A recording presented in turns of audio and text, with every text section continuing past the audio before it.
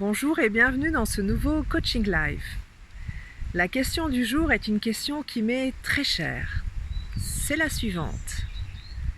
Comment obtenir la paix de l'âme? Alors je vais vous expliquer pourquoi c'est une question qui m'est très chère. Je dirais même que c'est la question qui est la plus intime pour moi, la plus préoccupante aussi.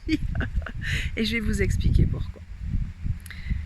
Quand j'étais jeune, j'avais, je sais pas, autour de 12-13 ans peut-être, je ne sais pas, j'étais adolescente.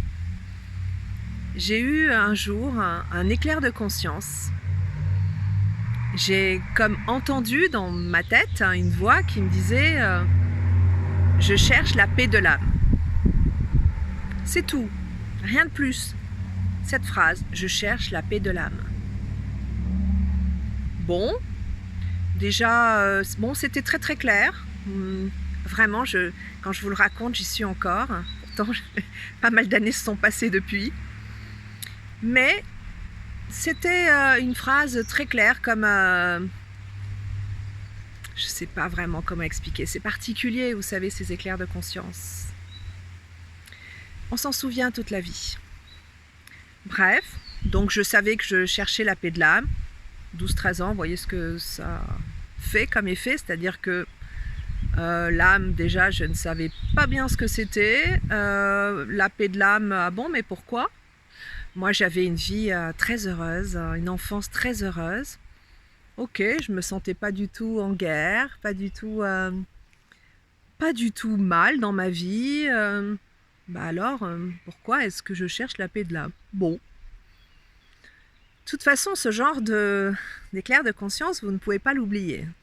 Donc, c'est toujours resté là, quelque part dans un tiroir de mon esprit, fermé, parce qu'il n'y avait pas de raison de l'ouvrir ou qu'il s'ouvre tout seul. Et puis, quelques décennies plus tard, mon âme a été comme retournée. J'ai vécu donc une période de grande souffrance et là la question s'est posée, comment retrouver la paix de mon âme? Et mon âme, qu'est-ce que c'est? Et je crois personnellement, même si c'est évidemment extrêmement compliqué de définir ce qu'est une âme, il y a un très beau livre de François Cheng sur cette question-là, mais vous voyez, quand on regarde ça du point de vue bouddhiste, il n'y a pas d'âme. Donc c'est un peu compliqué cette question du coup. Est-ce que l'âme existe? Est-ce que l'âme n'existe pas? Moi, le sentiment que j'en ai personnellement, c'est comme si c'était quelque chose qui était au-dessus de moi, qui me permet d'avoir une vision très large de la vie, de ma propre vie déjà, de ce pourquoi je suis sur Terre, de ce que j'ai à y faire, de mes missions d'âme, et de ce que j'ai à travailler pour me libérer des entraves diverses et variées. Personnellement, je crois aux vies antérieures pour avoir vécu des choses un peu particulières. Donc, j'ai vraiment le sentiment que c'est une réalité. Donc, aussi me libérer de mes entraves des vies antérieures, peut-être aussi des chagrins que je n'ai pas gérés dans mes vies antérieures, des choses peut-être que je n'ai pas bien faites ou même mal faites dans mes vies antérieures. Pas grand-chose lié à ma vie présente en fait. Et donc voilà, mon âme c'est quelque chose un peu, un peu comme mon grand moi supérieur divin, je dirais ça comme ça, et qui donne en fait une vision de ma vie qui est une vision large, très très large et très élevée. Et donc pas seulement le nez dans le guidon comme chaque jour pour faire avancer le schmilblick. Et donc la question était, comment trouver la paix de l'âme? Déjà il faut être en état de guerre intérieure pour pouvoir chercher la paix de l'âme. Et c'est vrai que je l'ai été, parce que j'ai été très impactée par les tourments intérieurs.